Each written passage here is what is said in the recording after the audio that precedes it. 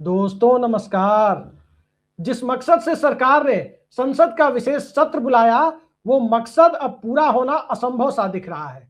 क्योंकि आज जिस प्रकार से संसद के अंदर, खासकर लोकसभा के अंदर विपक्ष ने अपनी एकजुटता का प्रदर्शन किया और जिस तरह से बिल को पेश करने और न करने के मुद्दे पर ही वोटिंग करानी पड़ी, उसके बाद ये साफ हो चला कि अब 185 सांसद जब सीधे सीधे बिल पेश करने के विरोध में नजर आए, तभी यह तय हो गया कि अब इस बिल पर 2/3 बहुमत जो संविधान संशोधन के लिए जरूरी है, वो पूरा नहीं किया जा सकता। लेकिन सवाल यह है कि इस फेल होते जा रहे एजेंडे को पूरा करने और पूरा कर होने की कोई संभावना न दिखने के बावजूद नरेंद्र मोदी की सरकार आखिर संसद के 3 दिनों का सत्र बुलाकर अपने बिल को गिराना क्यों चाहती है? क्या है इसके पीछे का असली मकसद और क्या है इस पूरे खेल के पीछे जो नया खेल खेला जा रहा है, उस नए खेल का असली मकसद ये आज संसद में खुलता हुआ नजर आया। इसके पहले कपिल सिब्बल जैसे विद्वान वकील या योगेंद्र यादव जैसे चुनावी मशीनरी की समझ रखने वाले लोग जब अलग अलग फोरम पर यह बात कह रहे थे, उस वक्त लोगों को लग रहा था कि कहीं ये एजेंडाधारी लोग तो नहीं है जो आधी आबादी यानी महिलाओं को आरक्षण नहीं देना चाहते। हकीकत इससे बिल्कुल अलग है। बिल्कुल अलग इसलिए है क्योंकि जो बिल पेश किया गया, उस बिल का महिला आरक्षण से कोई लेना देना नहीं है। महिला आरक्षण वाला विधेयक 2 साल पहले, 2.5 साल पहले संसद पारित कर चुकी है। बावजूद इसके नरेंद्र मोदी सरकार ने महिलाओं के लिए सीटें आरक्षित नहीं की है। कहा गया कि अब अगले दशक में परिसीमन के बाद किया जाएगा, लेकिन डिलिमिटेशन के बिल को यानी परिसीमन के विधेयक को सीधे सीधे महिला आरक्षण से जोड़कर सरकार जिस तरह का नैरेटिव सेट करना चाहती है, उस नैरेटिव का अब धाराशायी होना तय हो चला है। धाराशायी कैसे होना है, आइए जरा इसे आसान भाषा में समझने की कोशिश करते हैं। पहली चीज ये कि हमारे संविधान के 2 अनुच्छेद हैं, अनुच्छेद 81 और अनुच्छेद 170। अनुच्छेद 81 कहता है कि लोकसभा के अंदर 550 से ज्यादा सीटें नहीं हो सकती और अनुच्छेद 170 कहता है कि किसी भी राज्य की विधानसभा में 500 से ज्यादा सीटें नहीं हो सकती। अब ये इसी लिमिट को ब्रीच करना चाहते हैं। इसी लिमिट को पार करने के लिए नया विधेयक लाया गया है कि लोकसभा सीटों को बढ़ाकर 850 तक किया जाए और राज्य विधानसभा सीटों की संख्या में भी वृद्धि की जाए। क्या यह इतना आसान है? खासकर उस दौर में जिस दौर में जनसंख्या नियंत्रण एक बहुत बड़ा मुद्दा हो, जनसंख्या नियंत्रण का टारगेट अचीव करने वाले, उस टारगेट को पाने वाले या पाने के करीब पहुंचने वाले राज्यों के राजनीतिक अधिकारों में जनसंख्या नियंत्रण करने की वजह से परिसीमन के द्वारा, प्रस्तावित परिसीमन के द्वारा उनके अधिकारों में, उनकी ताकत में कटौती किए जाने की बात जब सामने आ रही हो, तो क्या परिसीमन के द्वारा सीटों को बढ़ाया जाना उचित है? निश्चित तौर पर यह उचित नहीं है और विपक्ष की चिंताएं बिल्कुल जायज है। और चिंताएं जायज तब होती है जब सरकार की मंशा पर सवाल होते हैं। सरकार की मंशा पर सवाल कैसे है? असम में मोदी सरकार ने परिसीमन कराया है और परिसीमन का जो एक सामान्य फॉर्मूला होता है कि किसी भी राज्य में लगभग समान जनसंख्या पर, यानी एक बराबर के करीब माने जाने वाले लगभग जनसंख्या के ऊपर एक लोकसभा सीट गठित की जाती है। लेकिन सरकार ने क्या किया है असम में? जरा गौरव गोगोई जो कांग्रेस के सांसद हैं, जो आज लोकसभा में बोल रहे थे, पहले उनको सुन लेते हैं। डिलिमिटेशन का तात्पर्य क्या था कि हर जो क्षेत्र हो, चाहे लोकसभा क्षेत्र हो चाहे विधानसभा क्षेत्र हो, उसकी जनसंख्या लगभग समान होनी चाहिए। मैं बताऊं असम में क्या हुआ। असम में एक लोकसभा है 14 लाख लोगों का और एक लोकसभा है 26 लाख लोगों का। 26 लाख लोगों का, ये किसकी सुविधा देख रहे हो? तो सुना आपने, गौरव गोगोई कह रहे हैं कि असम के अंतर्गत एक लोकसभा सीट बनाई गई 26 लाख की जनसंख्या पर, एक लोकसभा सीट बनाई गई 14 लाख की जनसंख्या पर। ये कौन सा परिसीमन हो रहा है? ये कौन सा इक्विटेबल यानी समानुपातिक प्रतिनिधित्व की, एक राज्य के भीतर के प्रतिनिधित्व की बात हो रही है? और इससे गंभीर सवाल उपजता है। वो सवाल यह है कि जब राज्य के भीतर परिसीमन के दरमियान इतनी बड़ी विसंगति मोदी सरकार के दौर में पाई जा सकती है, तो राज्यों के बीच रीएलोकेशन यानी संसदीय सीटों के पुनर्निर्धारण की प्रक्रिया में विसंगति को सरकार कैसे रोकेगी? और क्यों नए और प्रस्तावित बिल में इस पर एकदम मौन साधा गया है, ये जानते हुए कि संविधान साफ साफ कहता है कि परिसीमन आयोग की सिफारिशों को किसी न्यायालय में भी चुनौती नहीं दी जा सकती।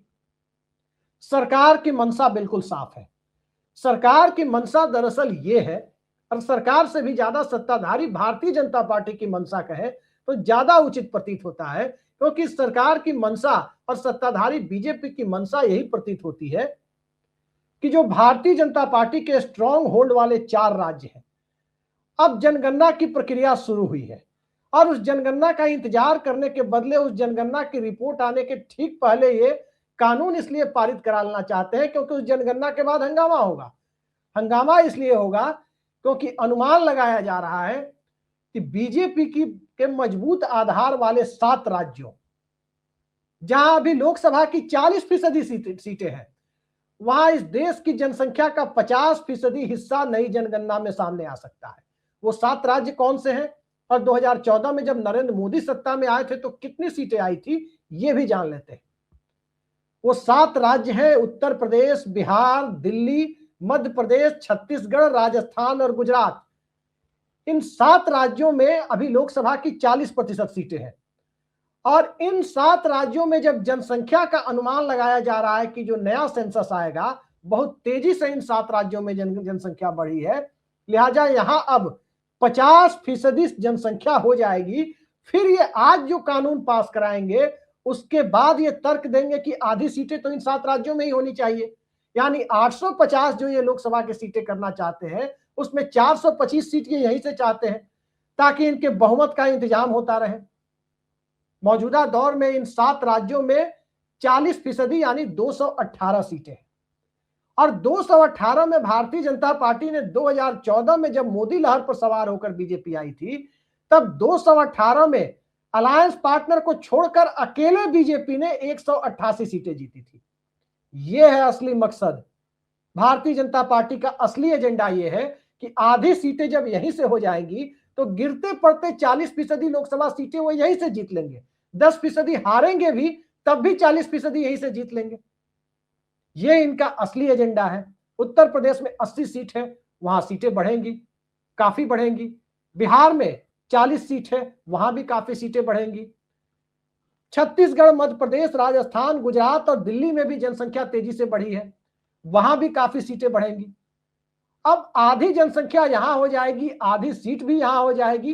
फिर उसके बाद भारतीय जनता पार्टी को आने वाले 10, 20, 30 सालों तक केंद्र में सरकार चलाने में किसी भी तरह की कोई दिक्कत पेश ना आए, इस मंशा से यह बिल पेश करने की कोशिश हो रही है। अब देखिए, सामान्य प्रक्रिया जो परिसीमन की होती है वो क्या होती है? सामान्य प्रक्रिया दरअसल ये होती है कि किसी भी परिसीमन के पहले जनगणना, जनगणना के बाद परिसीमन, उस उपलब्ध जनगणना के आंकड़ों के आधार पर जनगणना के बाद परिसीमन, परिसीमन के बाद फिर इन्हें महिला आरक्षण देना है तो महिला आरक्षण का काम करें और तब उसके बाद लोकसभा का चुनाव हो। यहां उल्टी प्रक्रिया अपनाई जा रही है।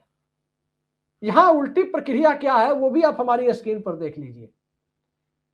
4 बातें जो आप, वो 4 तथ्य जो आप देख रहे हैं, उसमें पहले को मोहरा बनाकर दूसरे और तीसरे के माध्यम से इंतजाम करते हुए चौथा लक्ष्य पाने की कोशिश की जा रही है।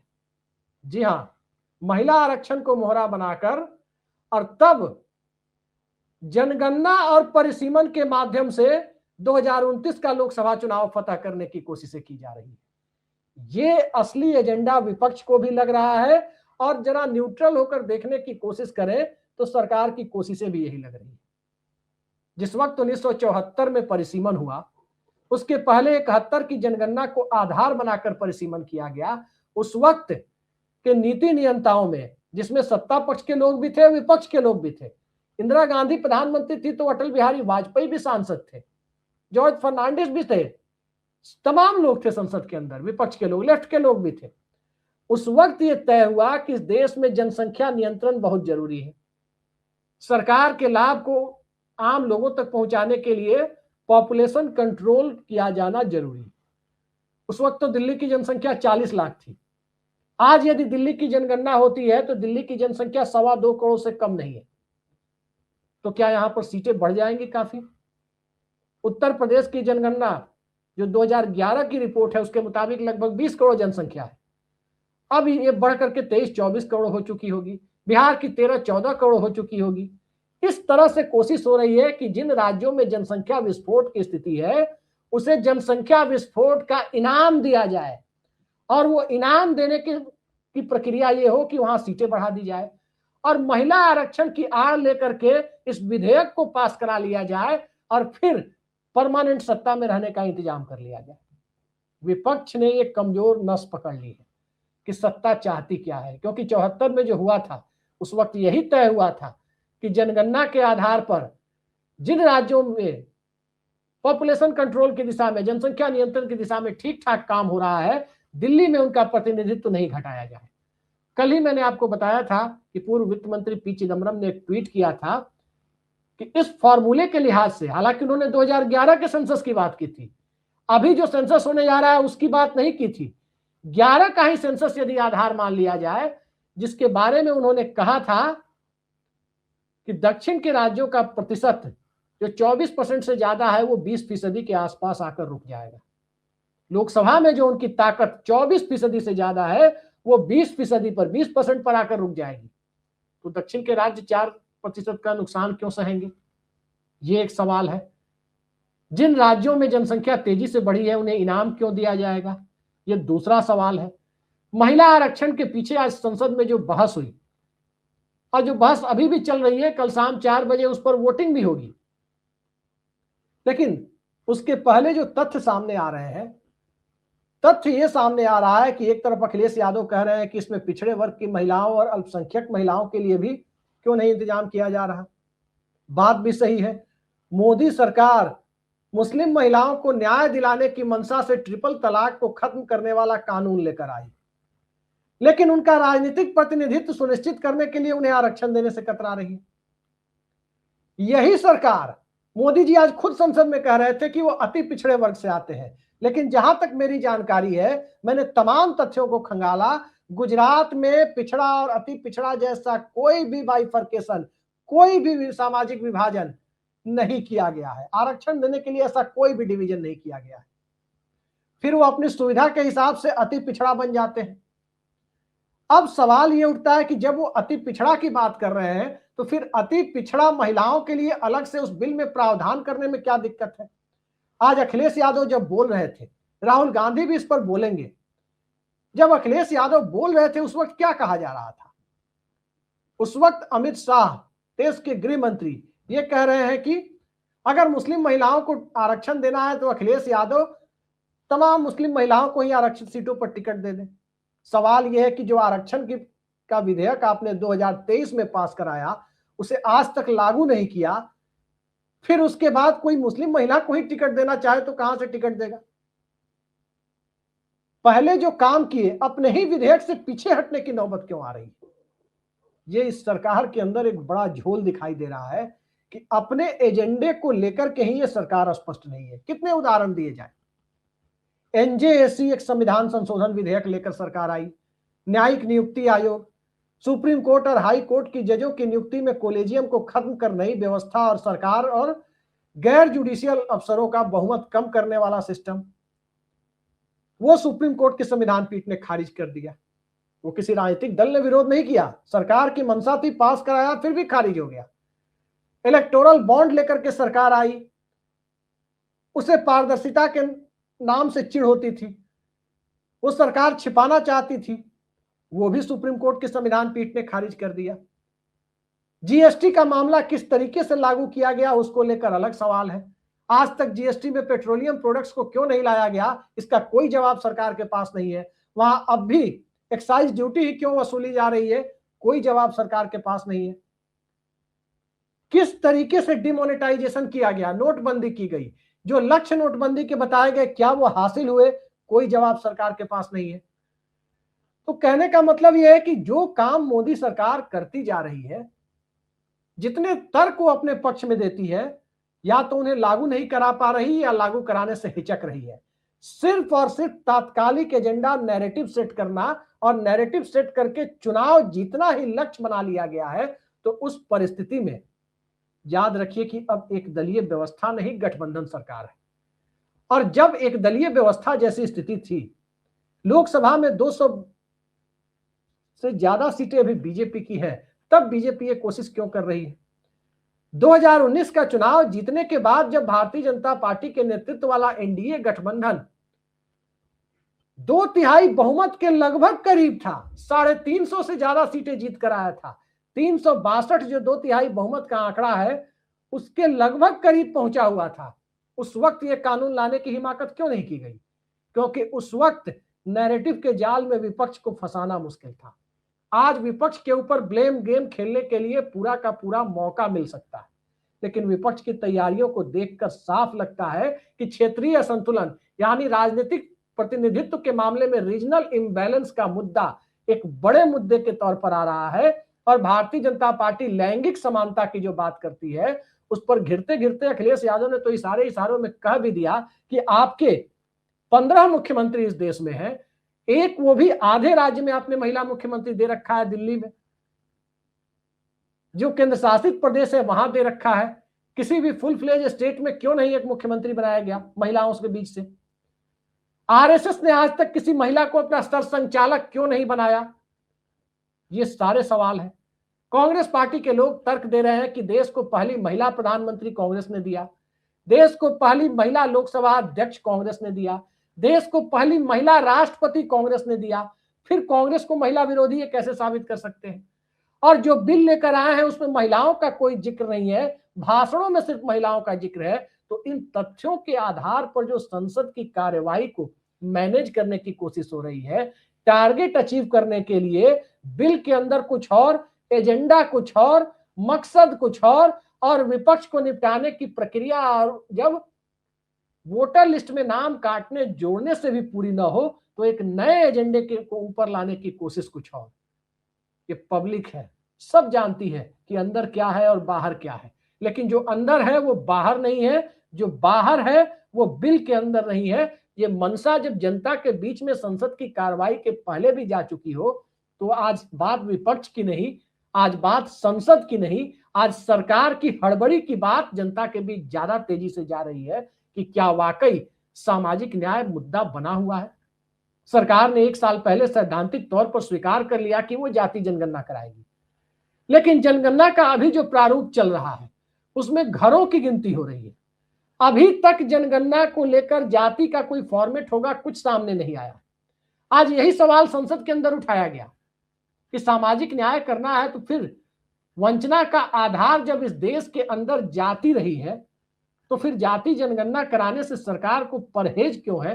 तो आज सदन के अंदर यह भी सरकार की तरफ से कहा गया, सरकारी पक्ष की तरफ से कहा गया कि अभी तो घरों की गिनती नहीं हो रही है, घरों की गिनती में जाति कैसे आएगी?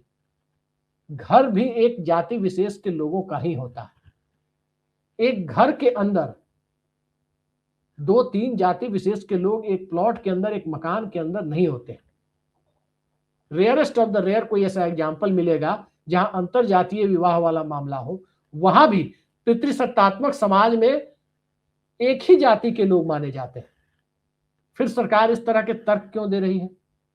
कुल मिलाकर भारतीय जनता पार्टी लैंगिक आधार को मुद्दा बनाकर नया खेल खेलना चाहती थी। जेंडर बेस्ड पॉलिटिक्स को में आधी आबादी के वोट बैंक को अपने पक्ष में भुनाना चाहती थी, लेकिन ये एजेंडा उल्टा पड़ गया। एजेंडा उल्टा पड़ा, रीजनल इम्बैलेंस यानी क्षेत्रीय असंतुलन का मुद्दा, दक्षिण का मुद्दा और इसके साथ साथ जाति का मुद्दा और सामाजिक न्याय का मुद्दा सामने आने से। और जब ये सारे मुद्दे सामने आ गए तो कल वोटिंग के पहले जिस प्रकार का नैरेटिव सेट करने की कोशिशों में आज सरकार को घाटा हुआ है, क्या कल भी होगा? बड़ा सवाल है। जिस वक्त 185 सांसदों ने विरोध में वोट दे दिया, लगभग 35%, कुल संख्या के 35% सांसदों ने वोट दे दिया, उसी वक्त तय हो गया कि भारतीय जनता पार्टी के पास 2/3 यानी 67% वोट, 67% वोट सांसदों के इकट्ठा करने की ताकत अब नहीं रही। फिर भी सरकार की जिद है, बिल पेश करेंगे, बिल को गिराएंगे और जो जिन राज्यों में चुनाव चल रहे हैं वहां नैरेटिव सेट करने की कोशिश करेंगे, लेकिन वहां के चुनावी मुद्दे और गोल पोस्ट बदल चुके हैं। देश के अंदर का गोल पोस्ट भी बदल चुका है, और जब हर जगह पॉलिटिकल गोल पोस्ट बदलता जा रहा है, मंदिर का मुद्दा भी भारतीय जनता पार्टी के लिए बहुमत का जुगाड़ नहीं कर पाया, धारा 370 का मुद्दा भी बहुमत का जुगाड़ नहीं कर पाया, समान नागरिक संहिता का मुद्दा भी जनता के बीच परवान चढ़ता नहीं दिख रहा, तो परवान चढ़ाने के लिए आधी आबादी का ही मुद्दा मिला है। देखते हैं जनता के बीच इस नैरेटिव का असर किस रूप में और कितने गहरे तक जाता है। आज के लिए इतना ही। नमस्कार।